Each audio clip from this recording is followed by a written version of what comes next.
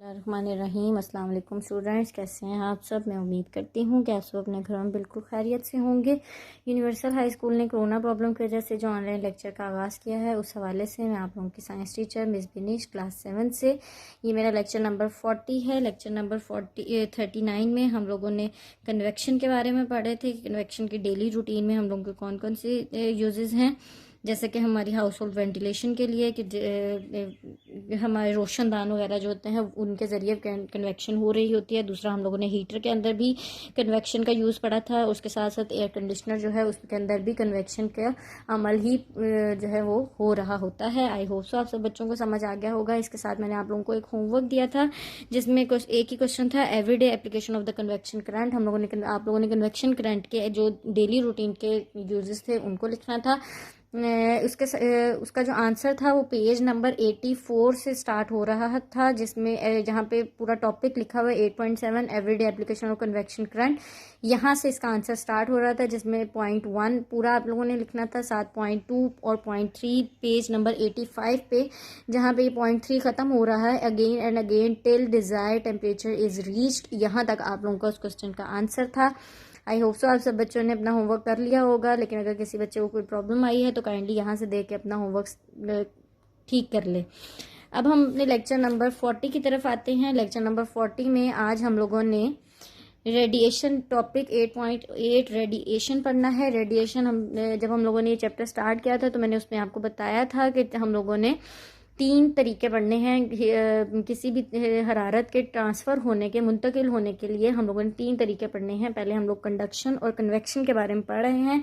Conduction और convection I hope so आप सब बच्चों को समझ आ गया होगा, लेकिन एक बार मैं रिपीट कर देती हूँ। कंडक्शन क्या होता है? किसी भी मैटर के अंदर किसी भी उसके एक्चुअल पार्टिकल्स की मूवमेंट के बगैर जो है हीट के ट्रांसफ़र होने को हम लोग कंडक्शन कहते हैं। और कन्वेक्शन में किसी भी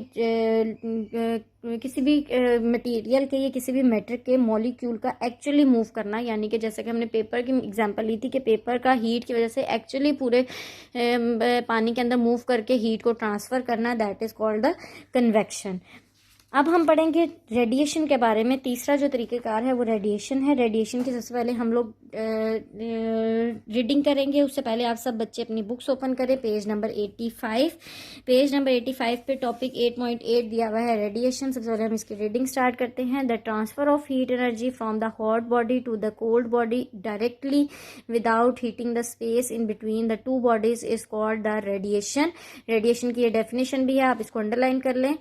When we sit in the sun in the front of heater, we feel warm. Heat energy reach as the radiation. This heat cannot reach as the conduction because air is the bad conductor of heat. Similarly, this heat cannot reach as by convection.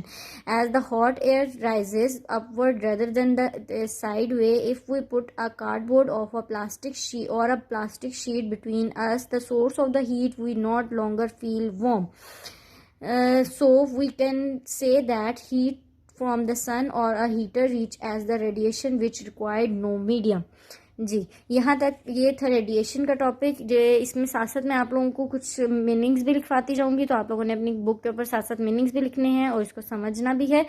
तो इसकी definition के according, the transfer of heat, transfer मतलब होता है मुंतकिल होना, of the heat energy from the hot body to the cold body directly without heating the space in between the two bodies is called radiation. Radiation क्या है? किसी भी हरारत का मुंतकिल होना एक गर्म चीज़ से ठंडी चीज़ की तरफ बगैर किसी मीडियम के, यानी कि दरमियान में कोई भी स्पेस वगैरह भी उसको इन दो बॉडीज़ के दरमियान हरारत को चेंज नहीं कर रही, बजाय इसके कि कोई मीडियम इसके अंदर इन्वॉल्व हो। डायरेक्टली हॉट बॉडी से कोल्ड बॉडी की तरफ जो है हीट का ट्रांसफ़र होना रेडिएशन कहलाता है। जैसे कि उन्होंने एग्जाम्पल दी है कि अगर आप सूरज के सामने बैठते हैं तो आपकी बॉडी बगैर किसी स्पेस के, बगैर किसी मीडियम के, आपकी बॉडी जो है वो डायरेक्टली सूरज की रोशनी से, सूरज की हरारत से आपकी बॉडी को हीट हो जाती है। That is called the conduction, that is called the radiation. हम इस रेडिएशन को कंडक्शन भी नहीं कह सकते। क्यों नहीं कह सकते? जैसे उन्होंने कहा this heat can not reach by the conduction because air is the bad conductor of heat. Conduction में हम लोगों ने कहा था किसी भी चीज, एक चीज से दूसरी चीज में हरारत को ट्रांसफर होने के लिए किसी मीडियम की जरूरत होती है। एक्चुअल मॉलिक्यूल जो होते हैं, वो पार्टिकल्स जो होते हैं, वो मूव नहीं कर रहे होते, बल्कि वो अपनी ही जगह पर मौजूद होकर दूसरी तरफ अपनी हरारत जो है वो उसको ट्रांसफर कर रहे होते हैं। इसीलिए जब हम लोग सूरज के रोशनी में बैठते हैं, सूरज की गर्मी में बैठते हैं, तो उसके दरमियान में एयर जो हमारे और सूरज के दरमियान में सिर्फ हवा जो है वो मौजूद होती है, और हवा जो है वो बैड कंडक्टर है। अगर आप लोग अपने पिछले टॉपिक्स को पढ़ें, पिछले जहाँ पे हम लोगों ने कंडक्शन के बारे में पढ़ा था, तो उसमें आप लोग देखोगे कि एयर जो है वो बैड कंडक्टर कहलाता है। इसीलिए हम लोग इस तरह हरारत को ट्रांसफर होने को कंडक्शन नहीं कह सकते। दूसरा उन्होंने बोला कि सूरज से जिस्म के गर्म होने को हम लोग ये कन्वेक्शन भी नहीं कह सकते, क्योंकि कन्वेक्शन में एक्चुअल जो चीज़ें हैं उनको मूव होना पड़ता है, एक्चुअल पार्टिकल्स को मूव करना पड़ता है। इसके अलावा हम लोगों ने अभी लेक्चर नंबर 39 में हम लोग ये भी पढ़ा था कि जब कोई भी चीज़ गर्म की जाती है, कन्वेक्शन के अंदर किसी भी चीज़ को गर्म किया जाता है, तो वो ऑटोमेटिकली ऊपर की तरफ मूव करना शुरू कर देता है। जैसा कि हम लोग कन्वेक्शन इन विंड पढ़ा था हम लोगों ने लेक्चर नंबर 38 में, और कन्वेक्शन इन ओशन भी पढ़ा था, जिसके अंदर हम ये चीज़ पढ़ रहे थे कि हवा जब गर्म हो जाती है तो वो ऊपर की तरफ फैल जाती है, ऊपर की तरफ उठ जाती है, और ठंडी हवा जो है उसकी जगह नीचे की तरफ मूव करती है। तो इसीलिए इसमें ना तो कोई गर्म चीज़ हमारी तरफ आ रही है, हमारे से उठ के ऊपर की तरफ जा रही है, और ना ही कोई ठंडी चीज़ हमारे तक आ रही है। इसीलिए इस तरह की ट्रांसफ़र ऑफ हीट को हम लोग कन्वेक्शन भी नहीं कह सकते। इसीलिए इस तरह की ट्रांसफ़र ऑफ हीट को हम लोग रेडिएशन कहते हैं।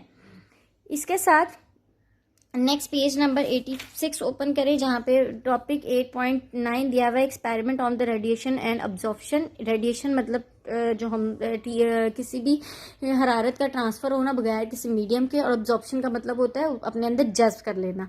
तो इसके लिए मैं एक जो है एक्सपेरिमेंट पढ़ रही हूँ। एक्सपेरिमेंट को मैं पढ़ूंगी नहीं, लेकिन मैं इसको एक्सप्लेन कर रही हूँ, आप इसको पढ़ लीजिएगा। इसके लिए जिन चीज़ों की ज़रूरत है उसमें हम लोगों को एक ब्लैक कलर का कैन चाहिए, एक सिल्वर कैन चाहिए, उसके अलावा हमारे पास थर्मोमीटर, 2 थर्मोमीटर होने चाहिए, उसके अलावा ठंडा पानी चाहिए और गर्म पानी चाहिए। सबसे पहले आपने क्या करना है कि दोनों कैंस के अंदर आपने ठंडा पानी फिल कर लेना है। दोनों कैंस को तकरीबन फुल नहीं करना, थर्ड हिस्से तक आप लोगों ने उसको फिल करना है, हाफ से ज़्यादा फिल कर लेना। उसके बाद उन दोनों को आपने दोनों में थर्मोमीटर अटैच कर लेने हैं, और उन दोनों का जो है वो टेम्परेचर जो है वो नोट कर लेना है। उसके बाद उसको सूरज की रोशनी में, उन दोनों कैंस को सूरज की रोशनी में रख दें। सूरज की रोशनी में रखने के बाद हर 10 मिनट के बाद आपने उन दोनों कैंस का जो है वो टेम्परेचर नोट डाउन करना है।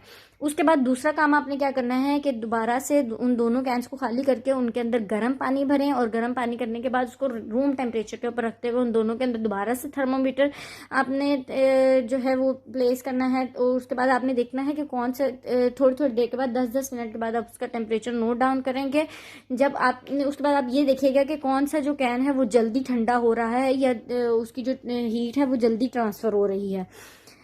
उसके बाद आप पेज नंबर 87 पे आए, जहाँ पे टॉपिक 8.10 दिया हुआ है, good and bad radiation and absorbs of heat. Experiment जो आप एक्सपेरिमेंट करेंगे उससे आप क्या नोट डाउन करेंगे वो इसमें बताया गया। Experiment have prove that good absorption of heat are also good radiation of heat. यानी कि पहले इसकी ग्रेडिंग कर लेते हैं। Black surface are the good absorption and good radiation of heat, while shiny surface are the bad absorption and bad radiation of the heat. पिछले experiment में आपने 2 कैन लिए हैं, एक ब्लैक सरफेस वाला और एक सिल्वर कलर का। तो दोनों के अंदर आप लोगों ने थर्मोमीटर प्लेस किए थे। तो आप उससे ये देखोगे कि जब आपने इनको सूरज की रोशनी के अंदर रखा था, सूरज की हरारत के नीचे रखा था, तो ब्लैक सरफेस जो है उसका टेम्परेचर बहुत तेजी के साथ बढ़ेगा as to the silver can.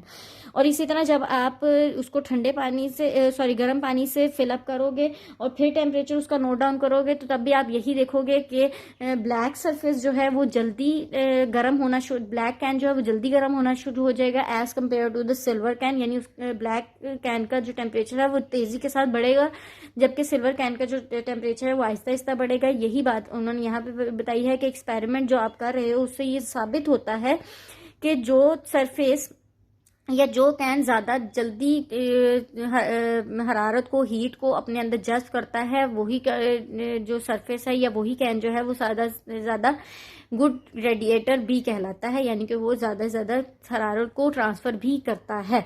यानी कि ब्लैक सरफेस जो है वो गुड कंडक्टर होने के साथ साथ गुड अब्जॉर्बर भी है और गुड रेडिएटर भी कहलाता है, as compare to the shiny surface, यानी कि वो कम हरारत को अपने अंदर जज्ब करता है और कम ही हरारत को रेडिएट भी करता है। जी, लेक्चर नंबर 40 मेरा यहीं तक था। आई होप सो आप सब बच्चों को लेक्चर नंबर 40 समझ आ गया होगा। लेकिन अगर आप लोगों को इसमें कोई प्रॉब्लम है तो आप काइंडली मुझसे कांटेक्ट करें, मैं इसको मज़ीद एक्सप्लेन कर दूंगी। इसके साथ मैं आप लोगों को एक होमवर्क सेंड कर रही हूँ।